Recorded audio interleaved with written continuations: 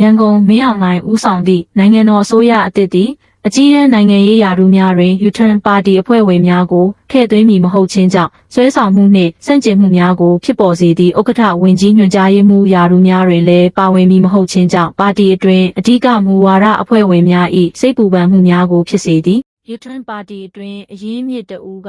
ရန်ကုန်နူရာသို့ပြောကြားခဲ့သည်မှာအစိုးရအသစ်တွင်အကြီးအကဲရာထူးများအတွက်ဗိုလ်ချုပ်အဖွဲ့ဝင်ဟောင်းများနှင့်လက်ရှိစစ်ကောင်စီစစ်အမှုဆောင်ကောင်စီအဖွဲ့ဝင်များသာထည့်သွင်းမည်ဖြစ်ကြောင်းဖြစ်သည်အစစ်အမှန်ပြည်သူ့ပါတီဝင်များအထူးသဖြင့်ဗဟိုမှုဆောင်အဖွဲ့နှင့်ဗဟိုကော်မတီအဖွဲ့ဝင်များကိုအစုံစုံဖယ်ထားခြင်းကြောင့်ပါတီအတွင်းစိတ်ဖိစီးမှုများပိုမိုတက်ပေါ်နေသည်အရင်းမြစ်အရဥက္ကဋ္ဌဝင်ကြီးများနှင့်ညွှန်ကြားရေးမှူးများအတွက်ခန့်အပ်ထားသောလာမည့်စာရင်းတွင်ဗိုလ်ချုပ်ဟောင်းများဖြစ်သောဦးမျိုးစောဦးမြထွန်း